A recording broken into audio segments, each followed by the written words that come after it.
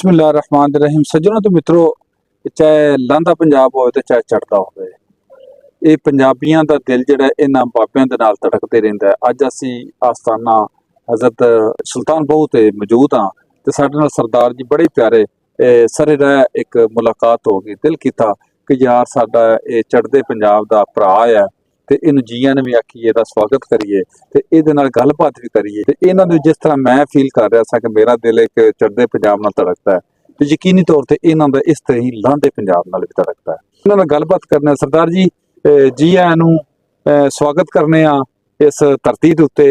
ਇਹ ਤੁਹਾਡੀ ਧਰਤੀ, ਸਾਡੀ ਧਰਤੀ, ਸਾਂਝੀ ਧਰਤੀ ਦੇ ਉੱਤੇ ਤੁਹਾਡਾ ਸਵਾਗਤ ਕਰਨੇ ਆ। ਤੇ ਕੀ ਮਹਿਸੂਸ ਕੀਤਾ ਇਸ ਧਰਤੀ ਤੇ ਆ ਕੇ?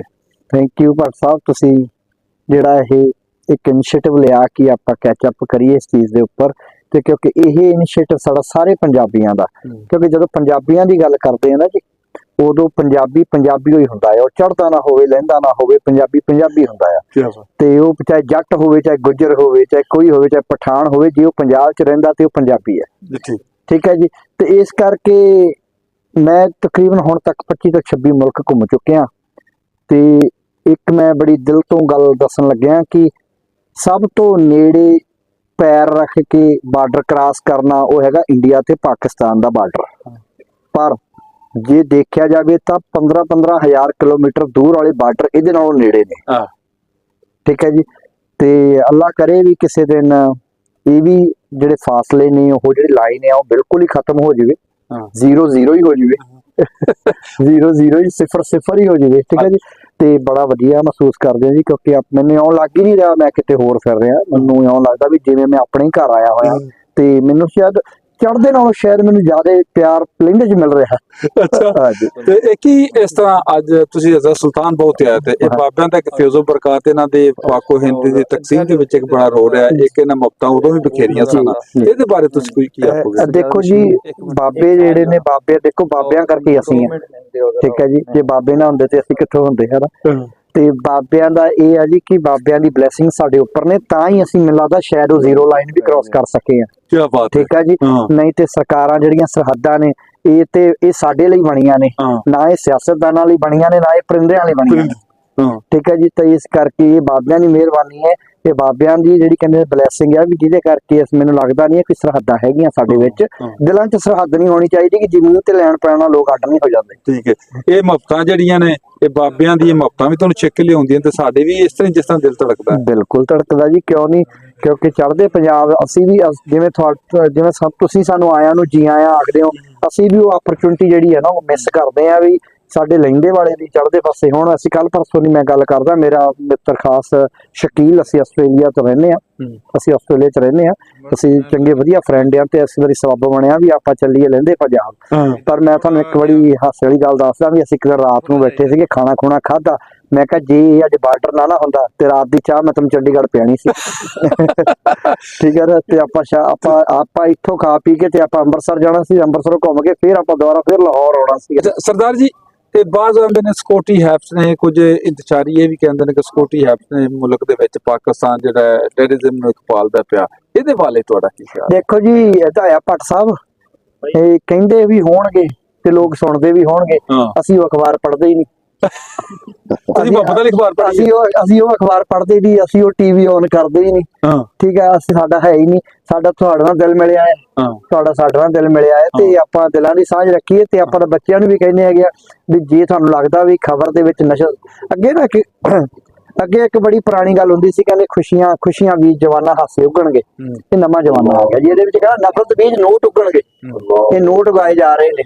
ਬਹੁਤ ਵਧੀਆ ਭੱਟ ਸਾਹਿਬ ਤੁਸੀਂ ਇਹ ਗੱਲ ਪੁੱਛੀ ਹੈ, ਕਿਉਂਕਿ ਦੋਨਾਂ ਮੁਲਕਾਂ ਦੇ ਵਿੱਚ ਹੀ ਇੱਕ ਦੂਜੇ ਦੇ ਖਿਲਾਫ ਨਾ ਕਾਫੀ ਝੂਠ ਫੈਲਾਇਆ ਜਾਂਦਾ ਹੈ। ਠੀਕ ਆ। ਇਹ ਪਤਾ ਨਹੀਂ ਵੀ ਸ਼ਾਇਦ ਮੈਨੂੰ ਤਾਂ ਨਿੱਜੀ ਤੌਰ ਤੇ, ਪਰਸਨਲ ਤੌਰ ਤੇ ਇਹ ਲੱਗਦਾ ਆ ਵੀ ਇਹ ਇਨਫੋਰਮੇਸ਼ਨ ਹੈ ਸਿਰਫ ਪੰਜਾਬੀਆਂ ਲਈ ਹੈ। ਸਿਰਫ ਪੰਜਾਬੀਆਂ ਲਈ ਆ, ਵੀ ਪੰਜਾਬੀਆਂ ਨੂੰ ਇਹ ਦੱਸਿਆ ਤੁਸੀਂ ਨਾ ਉੱਧਰ ਜਾਓ ਤੇ ਨਾ ਤੁਸੀਂ ਉੱਧਰ ਜਾਓ।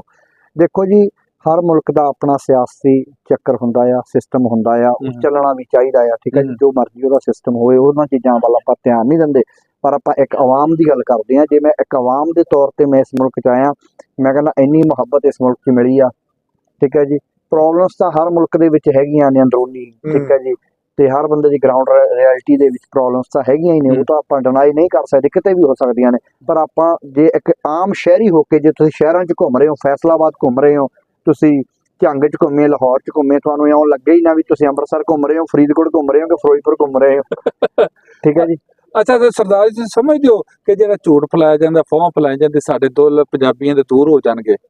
ਨਹੀਂ ਜੀ, ਬਿਲਕੁਲ ਇਦਾਂ ਨਹੀਂ ਹੋਣ ਵਾਲਾ। ਪੰਜਾਬੀਆਂ ਦੇ ਦਿਲ ਵੱਡੇ ਨੇ, ਪੰਜਾਬੀਆਂ ਦੇ ਦਿਲ ਵੱਡੇ ਨੇ, ਪੰਜਾਬੀ ਇੱਕ ਦੂਜੇ ਨਾਲ ਜੁੜੇ ਹੋਏ ਨੇ।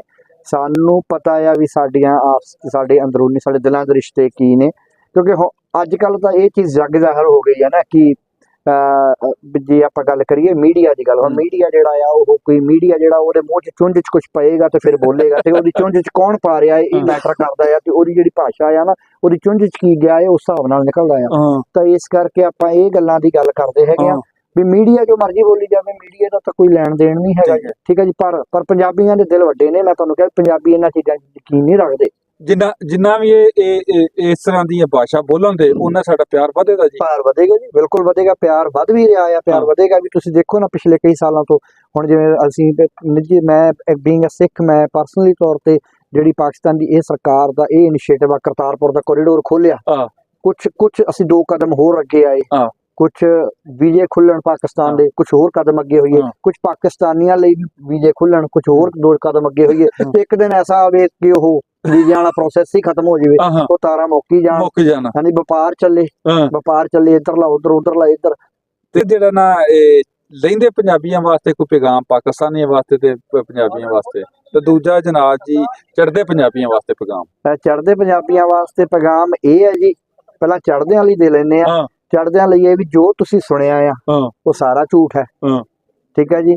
ਪਾਕਿਸਤਾਨ ਸੱਚੀ ਬਹੁਤ ਮਾੜਾ ਮੁਲਕ ਹੈ। ਪਤਾ ਕਿਉਂ ਮਾੜਾ ਮੁਲਕ ਹੈ? ਮੁਹੱਬਤ ਬਹੁਤ ਕਰਦਾ ਆ। ਇਹ ਤੁਹਾਨੂੰ ਰਵਾ ਕੇ ਭੇਜਦਾ ਆ।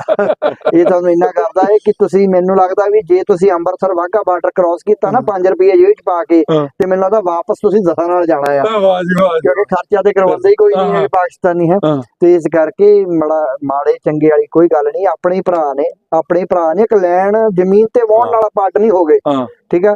ਮਜ਼ਹਬ ਮੇਰਾ ਸਿੱਖ, ਇਹਨਾਂ ਦਾ ਇਸਲਾਮ ਮਜ਼ਹਬ ਹੈ। ਮਜ਼ਹਬ ਦੀ ਆਪਾਂ ਰਿਸਪੈਕਟ ਕਰਦੇ ਹਾਂ, ਉਹਦਾ ਜਿਹੜਾ ਕੀ ਕਹਿੰਦੇ ਹੁੰਦੇ ਆ, ਰਿਸਪੈਕਟ ਕਰਦੇ ਆ, ਸਤਿਕਾਰ ਕਰਦੇ ਆ। ਠੀਕ ਹੈ ਜੀ। ਤੇ ਮਜ਼ਹਬ ਆਪੋ ਆਪਣਾ ਆ, ਤੇ ਇਨਸਾਨੀਅਤ ਜਿਹੜਾ ਉਹ ਸਭ ਤੋਂ ਉੱਪਰਲਾ ਮਜ਼ਹਬ ਹੈ, ਉਹ ਸਭ ਤੋਂ ਉੱਪਰਲਾ ਮਜ਼ਹਬ ਹੈ। ਠੀਕ ਹੈ ਨਾ ਜੀ। ਤੇ ਲਹਿੰਦੇ ਵਾਲਿਆਂ ਵਾਸਤੇ ਆ ਜੀ ਵੀ ਤੁਹਾਡਾ ਬਹੁਤ ਬਹੁਤ ਧੰਨਵਾਦ, ਸ਼ੁਕਰੀਆ, ਥੈਂਕ ਯੂ, ਕਿਉਂਕਿ ਤੁਸੀਂ ਇਹਨਾਂ ਆਇਆਂ ਨੂੰ ਇੰਨਾ ਸਿਰ ਅੱਖਾਂ ਤੇ ਬਿਠਾਉਂਦੇ ਹੋ। ਠੀਕ ਹੈ ਨਾ। ਇਹ ਮੁਹੱਬਤ ਏਦਾਂ ਹੀ ਬੜੀ ਰਵੇ। ਅੱਲਾ ਕਰੇ ਸਾਨੂੰ ਵੀ ਇਹੀ ਮੌਕਾ ਮਿਲੇ ਵੀ ਤੁਸੀਂ ਬਾਰਡਰ ਕ੍ਰਾਸ ਕਰਕੇ ਆਵੋ ਤੇ ਅਸੀਂ ਵੀ ਤੁਹਾਨੂੰ ਇਸ ਤਰ੍ਹਾਂ ਫੜਾਈਏ, ਤੇ ਆਪਾਂ ਜੋ ਸਾਡੇ ਪਹਿਲੇ ਬਜ਼ੁਰਗ ਗੱਲਾਂ ਕਰਦੇ ਸੀ, ਆਪਾਂ ਵੀ ਉਹਨਾਂ ਗੱਲਾਂ 'ਚ ਦੁਬਾਰਾ ਆਈਏ। ਸ਼ਕੀਲ ਦਾ ਯਾਰ ਸਿੰਘ ਹੁਣ ਹੈ ਨਾ, ਤੇ ਇਸ ਪਹਿਲਾਂ ਸਾਡੇ ਬਜ਼ੁਰਗਾਂ 'ਚ ਵੀ ਤਾਂ ਇਹ ਹੁੰਦਾ ਸੀ, ਤੇ ਹੁਣ ਦੁਬਾਰਾ ਫੇਰ ਹੋਵੇ ਜੀ। ਲਹਿੰਦੇ ਵਾਲੇ ਚੜ੍ਹਦੇ ਵਾਲੇ, ਫੇਰ ਉਹੀ ਗੱਲ, ਆਪਾਂ ਮੁੱਕ ਦੀ ਗੱਲ ਖਤਮ ਕਰੀਏ। ਪੰਜਾਬ ਨਾ ਲਹਿੰਦਾ ਨਾ ਚੜ੍ਹਦਾ, ਸਾਡਾ ਪੰਜਾਬ, ਤੇਰਾ ਪੰਜਾਬ, ਮੇਰਾ ਪੰਜਾਬ, ਸਾਡਾ ਸਾਂਝਾ ਪੰਜਾਬ। ਇਹ ਕਹਿ ਲਓ ਵੀ ਪੰਜਾਬ 'ਚ ਹੀ ਸੂਰਜ ਚੜ੍ਹਦਾ ਤੇ ਪੰਜਾਬ 'ਚ ਹੀ ਛਿਪ ਜਾਂਦਾ। ਠੀਕ ਹੈ ਜੀ। ਤੇ ਲੋ ਸਰਦਾਰ ਜੀ, ਇਹ ਜਿਹੜਾ ਸਾਡੀ ਮੁਹੱਬਤ ਵਾਲਾ ਇਹ ਰਿਸ਼ਤਾ ਕਾਇਮੋ ਦائم ਰਵੇ ਦਾ, ਇੱਕ ਮੈਂ ਜਿਹੜਾ ਬਜ਼ੁਰਗਾਂ ਦੇ ਦਰਬਾਰ ਤੇ ਆ, ਤੇ ਇੱਕ ਸ਼ੇਰ ਤੁਹਾਡੀ ਨਜ਼ਰ ਕਰਨ ਲੱਗਾ। ਆਉਣ ਦਿਓ। ਇੱਕ ਤੇ ਮਿਲਦੇ ਰੋਜ਼ ਪੇ ਮਿਲਦੇ, ਇੱਕ ਮਿਲਦੇ ਰੋਜ਼ ਮਿਲਦੇ, ਪਰ ਹੁੰਦੇ ਯਾਰ ਕਮੀਨੇ। ਇੱਕ ਮਿਲਦੇ ਕਦੀ ਕਦਾਰ ਮਿਲਦੇ, ਪਰ ਹੁੰਦੇ ਯਾਰ ਨਗੀਨੇ। ਆਜ਼ਮ ਉੱਥੇ ਖੂਨ ਬਹਾਈਏ ਜਿੱਥੇ ਯਾਰ ਦੇ ਰੁੜਨ ਪਸੀਨੇ। क्या बात है जी। पाकिस्तान जिंदाबाद, पंजाब चढ़ता जिंदाबाद।